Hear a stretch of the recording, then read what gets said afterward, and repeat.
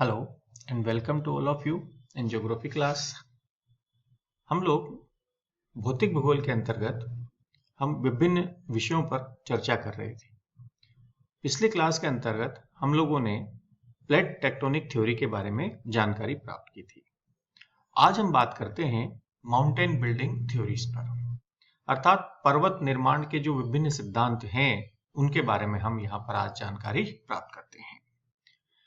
हम ये जानते हैं कि इस धरातल का जो सर्वाधिक महत्वपूर्ण उच्चावच है पर्वत, आखिर इनका निर्माण किस प्रक्रिया के द्वारा हुआ है, किस प्रकार से हुआ है, इसके बारे में विभिन्न विद्वानों ने अपनी मत प्रस्तुत किए हैं। वो जो विद्वान रहे हैं उनके मतों को हम विभिन्न वर्गों में बांट करके पढ़ते हैं। तो हम सबसे पहले आज बात करते हैं कोबर के पर्वत निर्माण सिद्धांत पर। जैसा कि हम सभी जानते हैं कि ये जो पर्वत निर्माण सिद्धांत है जो कि कोबर ने दिया है, ये 1923 के अंतर्गत दिया है। इनका सिद्धांत भूसन्नति सिद्धांत के रूप में भी जाना जाता है।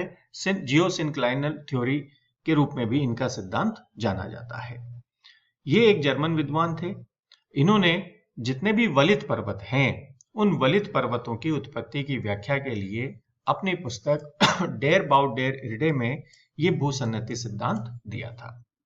इनका जो ये सिद्धांत है ये संकुचन शक्ति पर आधारित है, अर्थात धरातलीय भाग आपस में एक दूसरे की ओर आए हैं, उसके कारण से पर्वतों का निर्माण हुआ है, ऐसा इनका मानना है। इनकी मूल धारणा उसी रूप में है, इसीलिए इनका सिद्धांत संकुचन शक्ति पर आधारित है।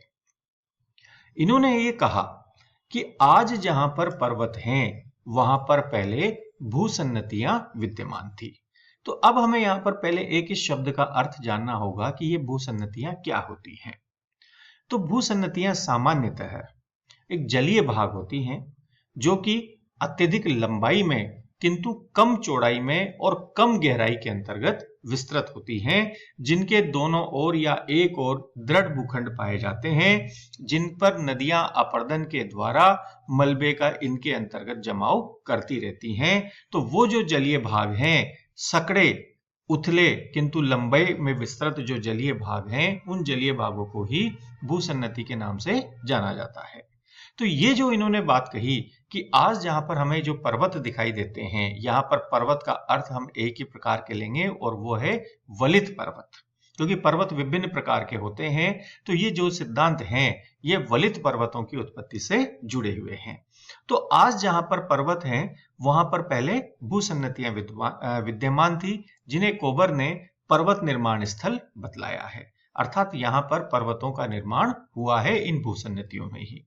इन भूसन्नतियों के चारों ओर जो दृढ़ भूखंड स्थित थे, जो स्थलीय भाग विद्यमान थे, उन्हें कोबर ने क्रेटोजन के नाम से पुकारा है। तो इन्होंने ये कहा है कि भूसन्नतियां जो विद्यमान थी उसके चारों तरफ दृढ़ भूखंड अर्थात स्थलीय भाग विद्यमान थे और उनके कारण से ही उन जलीय भागों में अपर्दन के कारण से मलबे का जो निक्षेप हुआ और फिर जो संकुचन की प्रक्रिया हुई, उस संकुचन की प्रक्रिया के कारण से ही पर्वतों का निर्माण हुआ है। तो इन्होंने अपने सिद्धांत में बताया कि ये जो पर्वत निर्माण की जो संपूर्ण प्रक्रिया है ये 3 परस्पर संबंधित चरणों से होकर के गुजरी है। इनमें जो पहला चरण आता है वो आता है भूसन्नति अवस्था, जिसे कि हम लिथोजेनेसिस के नाम से भी जानते हैं। किसी भी पर्वत निर्माण की अर्थात वलित पर्वतों के निर्माण की जो पहली अवस्था होती है वो भूसन्नति निर्माण की होती है। इन्होंने बताया कि पृथ्वी में संकुचन के कारण से ही धरातलीय भागों में भूसन्नति का निर्माण होता है और प्रत्येक भूसन्नति के किनारे पर दृढ़ भूखंड, जिन्हें कि अग्रदेश या क्रेटोजन के नाम से इन्होंने पुकारा है, वो विद्यमान होते हैं, जिनके अपर्दन से मलबा भूसन्नति के अंतर्गत जमा होता रहता है और जिसके कारण से भूसन्नति की तली में भी धसाव होने लगता है, जिससे धीरे धीरे भूसन्नति की गहराई भी बढ़ती चली जाती है और मलबे का जो निक्षेप हो रहा है अर्थात मलबे की जो मात्रा है वो भी अधिक होती हुई चली जाती है। इस प्रक्रिया को अवसादीकरण के नाम से जानते हैं। तो ये जो पहली अवस्था है, इस अवस्था में भूसन्नति का निर्माण है, तलछट का जमाव है और भूसन्नति में धसाव अर्थात गहराई की ओर जाना, ये प्रक्रिया इसके अंतर्गत हमें दिखाई देती है। तो यहाँ पर हम इस डायग्राम के अंतर्गत ये देख रहे हैं कि ये जो जलीय भाग है, ये जलीय भाग भूसन्नति के रूप में विद्यमान है, जहां पर धरातलीय भागों से अपरदन के द्वारा यहाँ पर इस प्रकार से यहाँ पर मलबे का जमाव किया जा रहा है। और यहाँ पर ये जो दोनों ओर भाग हैं, ये दोनों ओर भाग क्रेटोजन के रूप में जाने जाते हैं। जैसे जैसे मलबे का जमाव होता चला जाता है, भूसन्नति की गहराई भी बढ़ती चली जाती है। इस प्रकार से हम देख रहे हैं कि इन विभिन्न चरणों के अंतर्गत भूसन्नति की गहराई भी लगातार बढ़ती चली जाती है, जिसके कारण से और अधिक मलबा इनके अंदर निक्षेपित होता हुआ चला जाता है।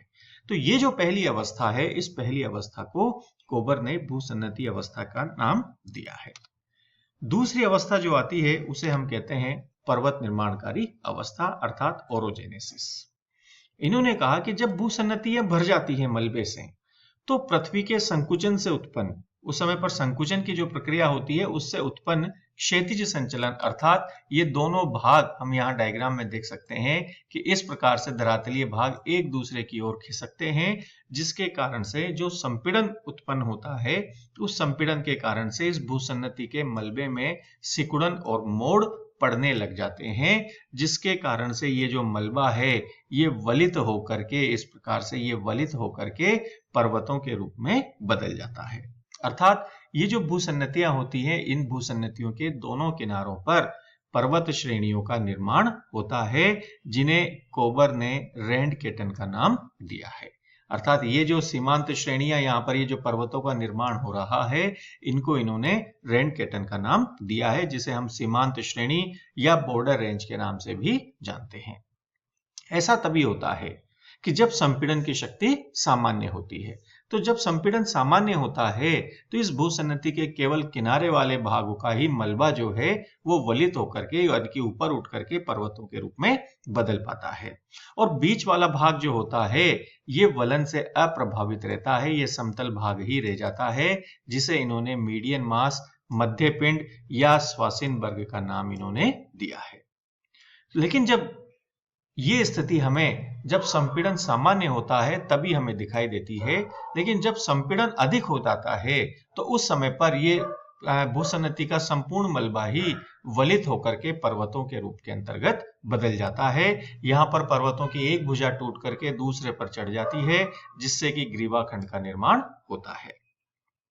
इन्होंने ये भी कहा कि ये जो स्थिति हमें दिखाई दे रही है, ये स्थिति तो अत्यधिक संपीड़न के कारण से है, किंतु ये स्थिति जो हमें दिखाई दे रही है ये सामान्य संपीड़न के कारण से है, और सामान्यतः विश्व के अधिकांश भागों में हमें इसी प्रकार की प्रक्रिया दिखाई देती है। ये जो इन्होंने मध्य पिंड की बात कही, इन्होंने अपने सिद्धांत को इस मध्य पिंड की कल्पना से और अधिक प्रमाणित करने का प्रयास किया है, और इन्होंने इसके कई सारे उदाहरण इन्होंने यहाँ पर दिए हैं, जैसा कि हम इस एक डायग्राम के अंदर यहाँ पर देख सकते हैं कि एक और तो हम जैसा कि जानते हैं कि हिमालय पर्वत आज जहां पर विद्यमान है, पहले वहां पर एक टेथिस सागर विद्यमान था। तो ये जो टेथिस सागर था ये खुद अपने आप में एक भूसन्नति के रूप में विद्यमान था। इस टेथिस सागर के उत्तर की ओर अंगारा लैंड के रूप में क्रेटोजन विद्यमान था, वहीं इसके दक्षिण की ओर गोंडवाना लैंड के रूप में भी क्रेटोजन का भाग विद्यमान था, जहां पर से दोनों ओर के भागों से नदियों ने मलबे का निक्षेप इस भूसन्नति के अंतर्गत किया, अर्थात टेथिस सागर में किया। फिर पृथ्वी की संकुचन शक्ति के कारण से जब ये गोंडवाना लैंड का भाग उत्तर की ओर प्रवाहित हुआ, तो उसके कारण से टेथिस सागर पर दबाव पड़ा। दबाव पड़ने से भारत की ओर तो यहाँ पर ये इस प्रकार से हम देख सकते हैं कि ये हिमालय श्रेणी का निर्माण हुआ, वहीं चीन की ओर के भाग के अंतर्गत हम यहाँ पर देख सकते हैं कि कुनलुन श्रेणी का निर्माण यहाँ पर हुआ है। और इन दोनों श्रेणियों के बीच में मध्य पिंड के रूप में, मीडियन मास के रूप में ये तिब्बत का पठार यहाँ पर विद्यमान है। तो ये जो मध्य पिंड का उदाहरण इन्होंने दिया कि जैसे कुनलुन और हिमालय श्रेणी के बीच में तिब्बत का पठार है, ये अपने आप में मध्य पिंड का उदाहरण है, और इसी रूप के अंतर्गत संपीड़न की एक प्रक्रिया के कारण से ही इनका निर्माण हुआ है। इसी प्रकार के उदाहरण अन्य जगहों पर भी, जैसे कार्पेथियन और दिनारिक आल्प्स के बीच में जो हंगरी का मैदान है, वहां वो भी अपने आप में एक मध्य पिंड का है। वहीं एल्बुर्ज और जैग्रोस के बीच में ईरान का जो पठार है ये भी मध्य पिंड का उदाहरण है। वहीं पेरेनीज व एटलस जो पर्वत श्रेणियां हैं उनके बीच में भी जो भूमध्य सागर है ये भी मध्य पिंड का उदाहरण है। तो ऐसे इन्होंने मध्य पिंड के उदाहरण के माध्यम से अपने सिद्धांत को और अधिक प्रमाणित और अधिक प्रचलित रूप में इन्होंने स्थापित करने का प्रयास किया है और इसके उदाहरण हमें विश्व के विभिन्न भागों के अंतर्गत भी दिखाई देते हैं।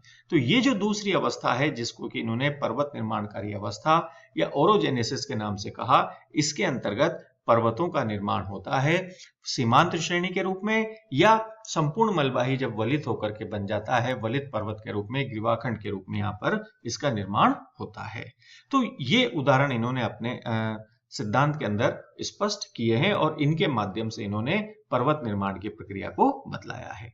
तो पहली अवस्था में तो लिथोजेनेसिस जिसके अंतर्गत भूसन्नति का निर्माण होता है वहीं दूसरी जो अवस्था है पर्वत निर्माण की अवस्था ओरोजेनेसिस जिसमें कि पर्वतों का निर्माण होता है। तीसरी जो अवस्था आती है वो अवस्था कहलाती है पर्वत विकास की अवस्था, अर्थात इसे इन्होंने ग्लिप्टोजेनेसिस के नाम से संबोधित किया।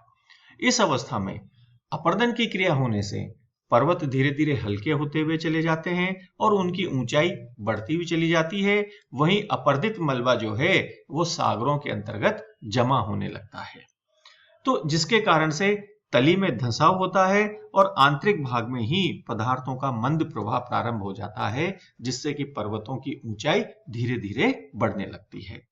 जैसा कि हम अगर अभी यहाँ पर देखें तो ये एक और तो जो हमारे को तिब्बत का भाग अंगारा लैंड का भाग अर्थात चीन का भाग दिखाई देता है और दूसरी ओर ये हमारे को गोंडवाना लैंड के रूप में भारतीय भाग दिखाई देता है और इनके बीच में ये जो तैथिस सागर के दबाव से ये इस प्रकार से पर्वतों का जो निर्माण हुआ है, ये भारत की ओर तो ये हिमालय पर्वत है और इधर की ओर यहाँ पर हम देखते हैं तो ये कुनलुन श्रेणी है और बीच में ये तिब्बत का पठार मध्य पिंड के रूप में स्थापित है, स्थित है। हम ये भी जानते हैं कि वर्तमान में ये जो भारतीय भाग है अर्थात गोंडवाना लैंड है, ये जो उत्तर की ओर अभी भी लगातार प्रवाहित हो रहा है, जिसके कारण से इस भूसन्नति पर अभी भी दबाव पड़ रहा है। दबाव पड़ने के कारण से ये हिमालय पर्वत अभी भी लगातार इसकी ऊंचाई बढ़ती चली जा रही है। जैसा कि हमने अभी भी ये जाना था कि अब एवरेस्ट जो है जो कि विश्व की सबसे ऊंची पर्वतमाला है उसकी भी ऊंचाई के अंतर्गत वृद्धि हुई है और जैसा कि अभी नवीन जो शोध है, जो नवीन उसका जो सर्वेक्षण हुआ है उसके अनुसार जो एवरेस्ट की ऊंचाई है वो 8,848 मीटर से बढ़कर के 8,848.86 मीटर हो चुकी है, अर्थात उसकी ऊंचाई 86 सेंटीमीटर बढ़ चुकी है। तो अर्थात हिमालय पर्वत अभी भी लगातार ऊंचे उठ रहे हैं। तो ये जो अवस्था कहलाती है ये कहलाती है ग्लिप्टोजेनेसिस अर्थात पर्वत विकास की अवस्था।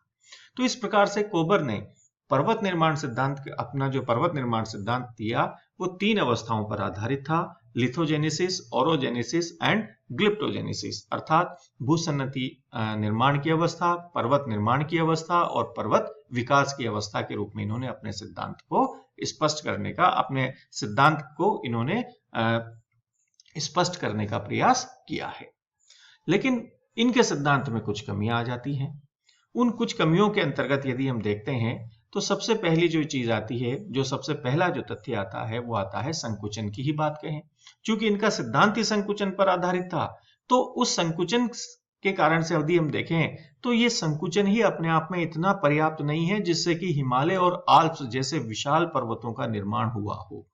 अर्थात हिमालय और आल्प्स जैसे पर्वतों के निर्माण के लिए यह संकुचन ही पर्याप्त नहीं है, कोई और भी कारण इसके साथ होना चाहिए जिसके बारे में इन्होंने कोई प्रकाश नहीं डाला है। वहीं इनके सिद्धांत में जो पूर्व पश्चिम में जो फैली हुई पर्वत श्रृंखलाएं हैं जितनी भी, चाहे वो हिमालय हो, चाहे वो आल्प्स हो या एटलस हो या जो भी है पर्वत श्रृंखलाएं, उनका तो स्पष्टीकरण हो जाता है, किंतु उत्तर दक्षिण में जो विस्तृत पर्वत श्रेणियां हैं जैसे कि राकी यो इस प्रकार उत्तर दक्षिण में है, एंडीज भी उत्तर दक्षिण में है, यूराल भी उत्तर दक्षिण में है, इन पर्वत श्रेणियों की उत्पत्ति की व्याख्या इनके अनुसार नहीं होती है। लेकिन फिर भी इन्होंने अपने सिद्धांत के अंतर्गत बहुत अधिक भूसन्नति के आधार पर इन्होंने बतलाया और कि वलित पर्वतों का निर्माण भूसन्नति के आधार पर ही होता है और ये तथ्य आज बिल्कुल प्रमाणित भी है।